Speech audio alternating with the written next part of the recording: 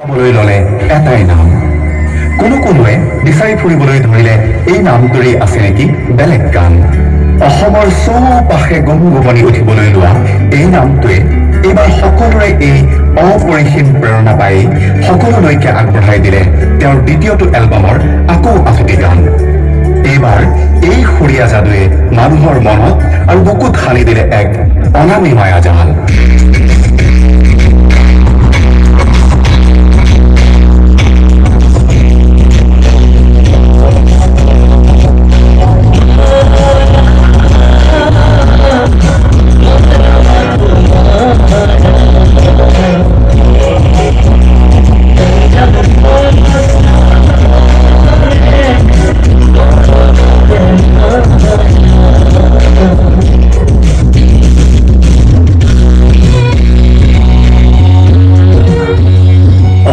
সংগীতলৈ আহিল মায়াময় সময়। অসমৰ গান, অসমৰ সংগীতৰ বাঘজৰীডাল যেন প্ৰতিজন শ্ৰোতাই অতি সাদৰেৰে তুলি দিলে এই নতুন যুগৰ স্ৰষ্টাজনৰ হাতত। চাৰিওফালে কেৱল মৰমৰ আবদাৰৰ এখন বিশাল সাগৰ, আৰু এই সাগৰৰ এই নাবিকজনেই গঢ়িব এটা নতুন যুগ। চৌপাশে কেৱল বিয়পি পৰিল এই স্ৰষ্টাজনলৈ প্ৰীতিৰ অমিয়া সুবাস।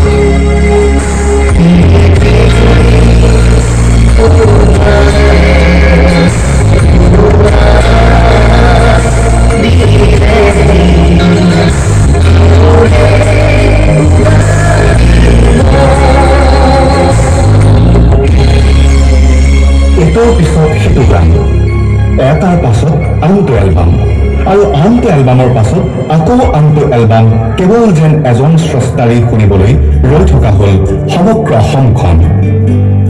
1992 চনৰ পৰা 2000 চনলৈকে এই মায়াময়ী স্ৰষ্টাজনে অসমীয়া সংগীতৰ গতিপথ সলাই এইবাৰ খোজ পেলালে অসমীয়া চলচ্চিত্ৰ জগতৰ সংগীতত। আকৌ একেই সুৰৰ সোণালী বিস্ফোৰণ। স্ৰষ্টাজনৰ জোনাকী সৃষ্টিত সকলোৱে এইবাৰ তেওঁতেই মুগ্ধ হৈ হিয়া দিলে, নিলে আৰু ললে ভাল ফল।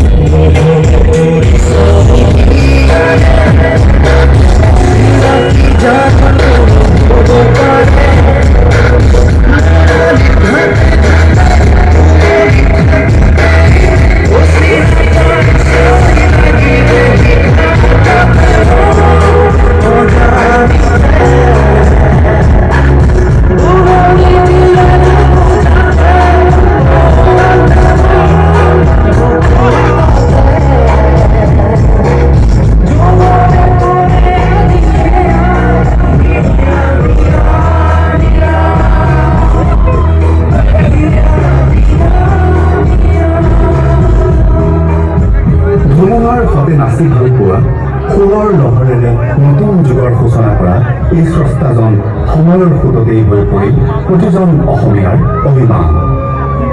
অসমৰ প্ৰতিটো প্ৰজন্মৰ হাৰ্টথ্ৰব। আমাৰ সলনি হৈ পৰিল সকলোৰে মূল শিল্পী।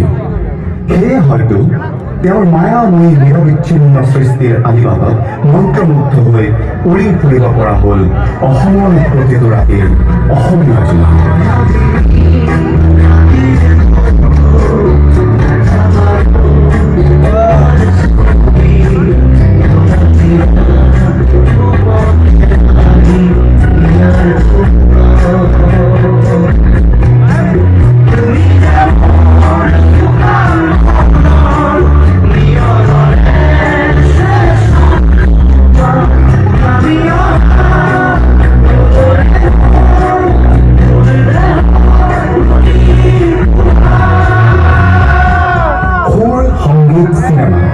সকলোবোৰ সামৰি কেৱল কাম আৰু কাম, নিজৰ কাম, আনৰ কাম, নতুনক হাতে হাত ধৰি লৈ যোৱাৰ কাম, অতীতক সামৰি ভৱিষ্যতক জলপীয়া কৰাৰ কাম।